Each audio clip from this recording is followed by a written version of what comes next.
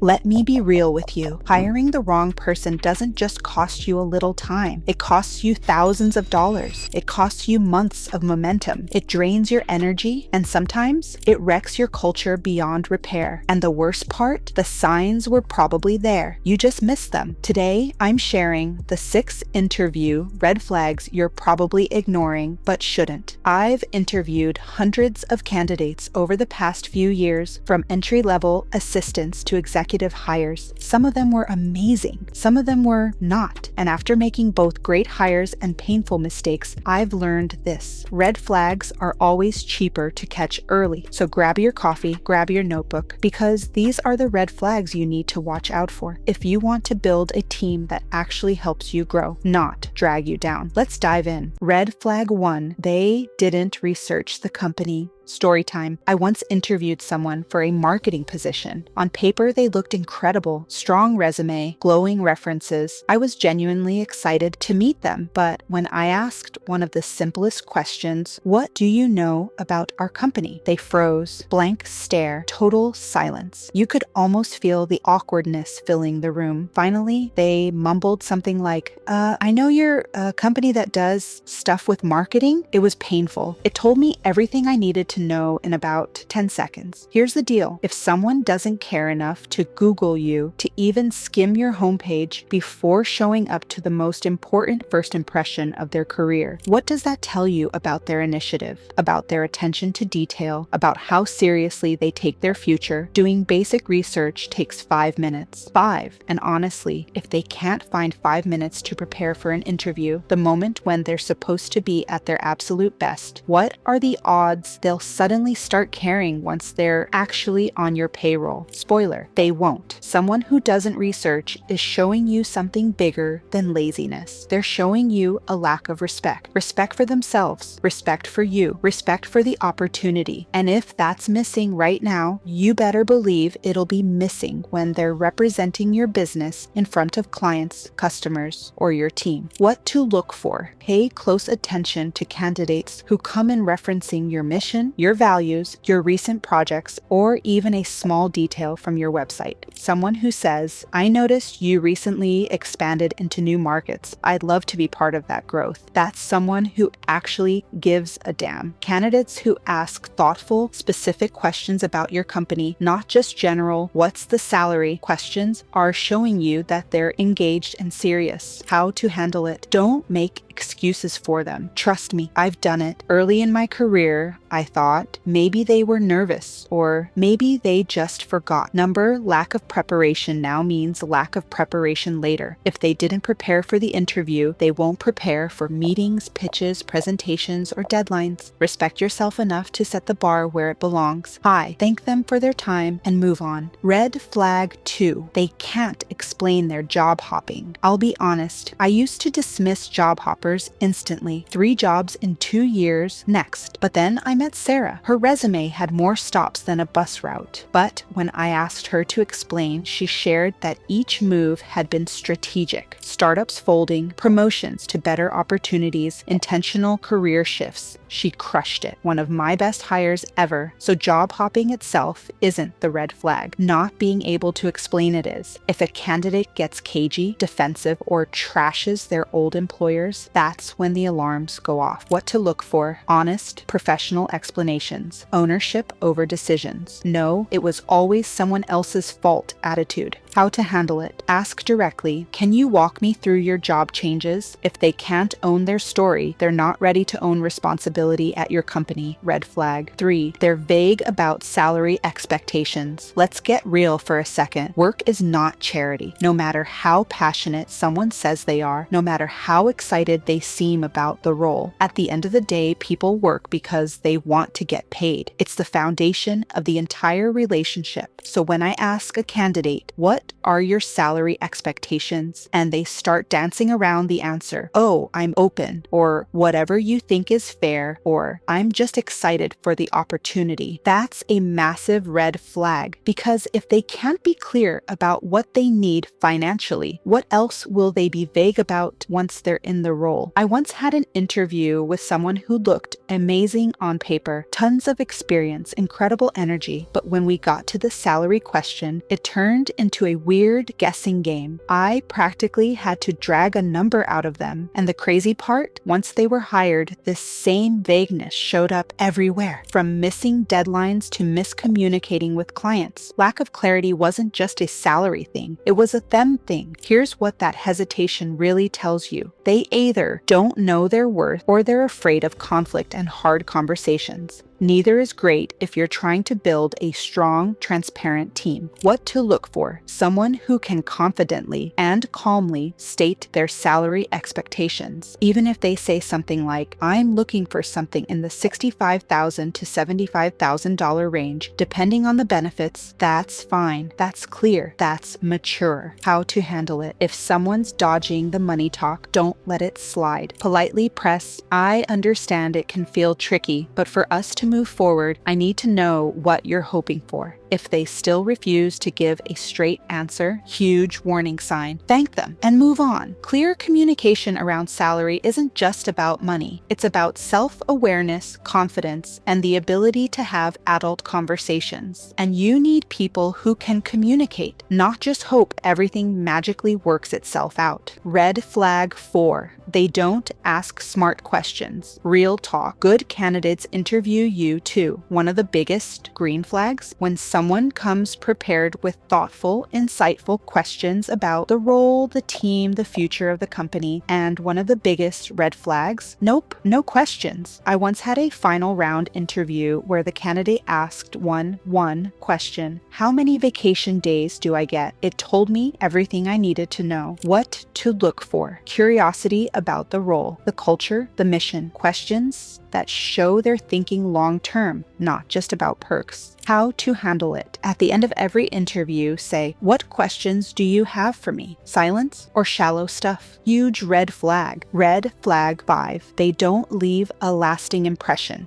Hiring is emotional. Chemistry matters. When you hang up the Zoom call or leave the room, you should be thinking, dang, I hope we get them. If you feel meh, guess what? Your customers, your team, your partners will feel meh too. I've ignored this feeling before, thinking, well, their resume is good. Their experience matches. You know what happened? They were meh on the job too. They didn't inspire anyone. They didn't own anything. They just existed. What to look for: energy, enthusiasm, a spark, professional presence, even if it's quiet confidence. How to handle it: trust your gut. If you're not excited after the interview, you won't magically get excited later. Hiring meh is expensive. Red flag 6. They have no personal goals. This one's huge. I'll never forget interviewing a candidate for a growth role. She had great experience. She interviewed well. But when I asked, where do you want to be in 3 years? She said, I don't know. I'm just kind of seeing what happens. Record scratch. If someone doesn't have a vision for themselves, why would they fight for your vision? You want hungry people, people with dreams, people who are using your company as a launchpad to become a better version of themselves. What to look for: specific personal or professional goals, a growth mindset. How to handle it: ask what's something you're working toward right now, inside or outside of work. No answer, vague answer, huge red flag. You want people who are going somewhere because they'll bring that energy into your business. Hiring isn't just about filling a seat. It's about protecting your vision. Every person you hire is either an engine pushing you forward or an anchor dragging you down. Spotting these red flags early saves you money, it saves you energy, and honestly, it saves you a hell of a lot of stress. So next time you're sitting across from a candidate, don't just listen to their words. Watch their behavior, trust your instincts, mistakes. And if something feels off, pay attention. It's not about being perfect. It's about protecting your business, your mission, and your peace. Now, I want to hear from you. Drop in the comments, what's your biggest interview red flag? What's one lesson you've learned the hard way when hiring? And if you're serious about leveling up your team, your leadership, and your business, make sure you hit that subscribe button. More no fluff advice coming your way. Let's build something real.